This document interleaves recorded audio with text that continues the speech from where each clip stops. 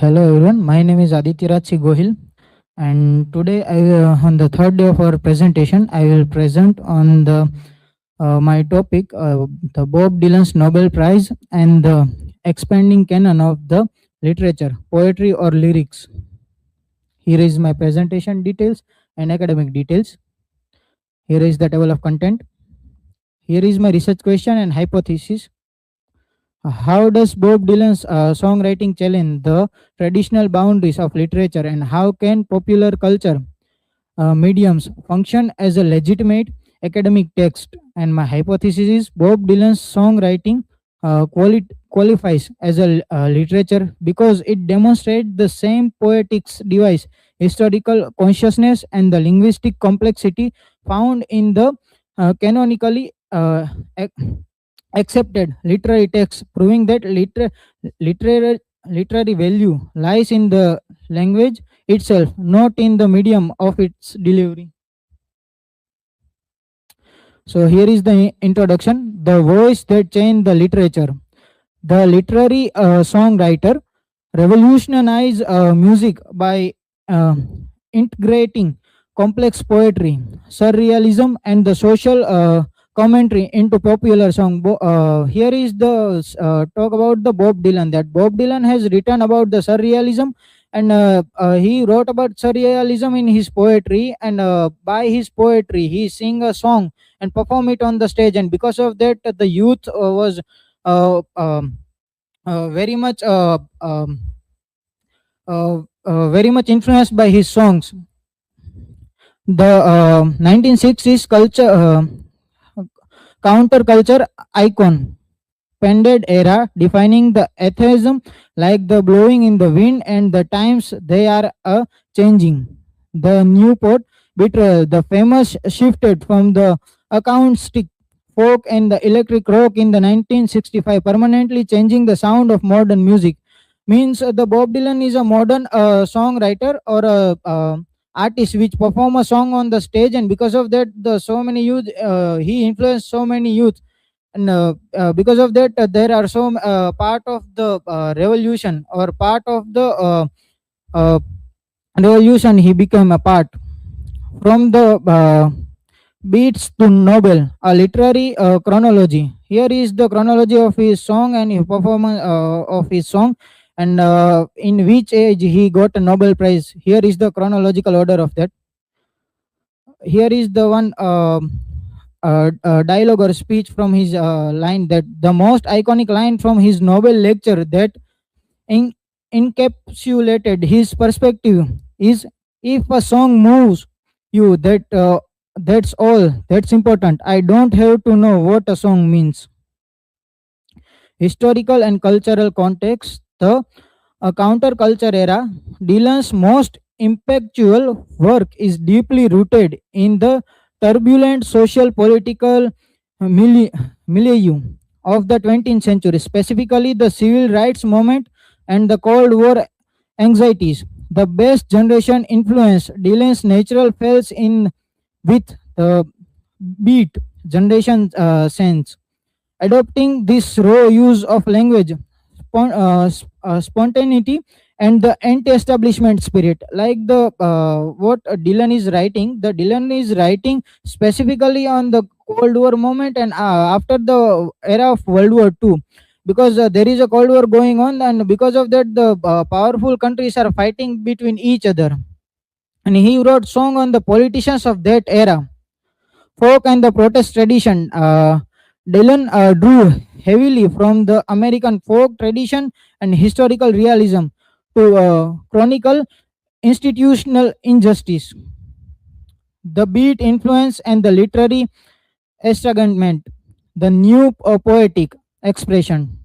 Dylan expanded the American folk tradition by infusing it with the icon claims and the rebellion spirit of the best generation, raw language and the spontaneity. Like Jack Koros and the Ellen Gingberg, Dylan utilizes spontaneous, unpolished language of the challenge from literary boundaries. Like he uses the unpolished language in his song to challenge the literary boundaries. The key ideas, the lyricism and the verification. Dylan's art balance the lyricism, a metaphor, imagery, narrative, fragmentation with the verification, grounding songs in the verifiable historical and political events. Semiological depth. Dylan uses complex sign and the stylistic device like the kinesthetic imagery and rhetorical questions and the metaphor to embed sharp social criticism into his music.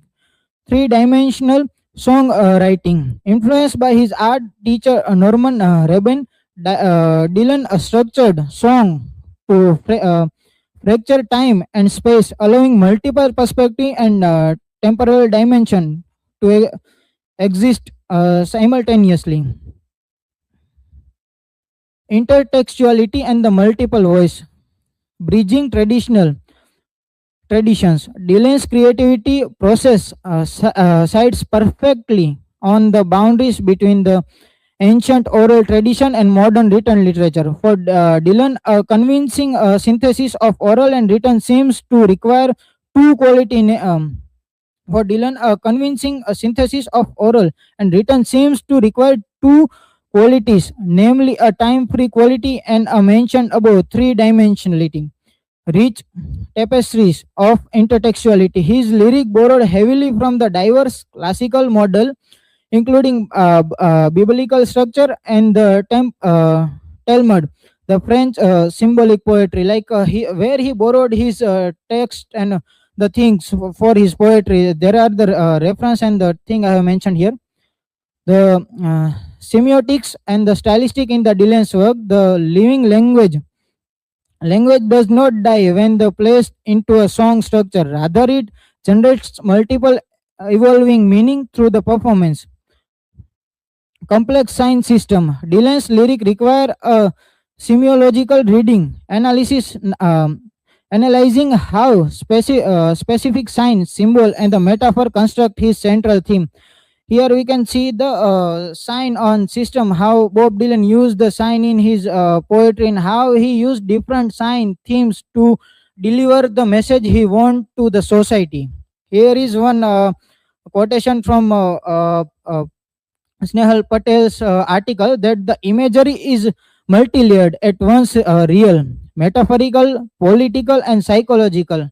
Here he mentioned about the Bob Dylan's poetry, that how it connect with the society in three different layers: case study and textual analysis. The lonesome death of the Hathi Carol, and the Hurricane. This song function as the journalistic verification, documenting the specific verifiable instances of the racial and the instrumental justice. Here is the line from the article, that while not narrating event, it verifies the moral and emotional truth of the civil rights movement, aligning with the era of document social struggle. The pedagogical power and the songwriting creative dialogic space. Music is a collaborative song writing can be used in the academic setting to spark deep literary discussion. Conclusion: the poetry or lyrics. The answer is the both. The distinction no longer hold. Dylan's song carry metaphor, anaphor, intertextual depth, and the documented historical truth. These are not qualities of the entertainment, they are the defining qualities of the literature. Here is my scope and limitations. The scope is the analysis of the Dylan's work, and the popular culture spans multiple discipline, including the folkloristic and the semiotics and musicology and the traditional literature. Here is the infography. Here is the references. Thank you.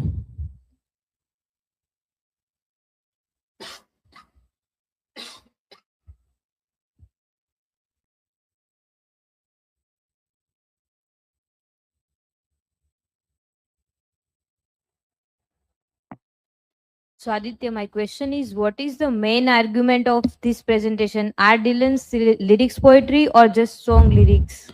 So the presentation argument is the Dylan's lyric are both. They are not just a simple song lyric, but the hybrid literature form. His song combined the beauty of poetry with the real historical event. And his song has the both, as I mentioned in my answer, and because of that he got the Nobel Prize. And there are so many discussion on his songwriting and his poetry on when he get the Nobel Prize.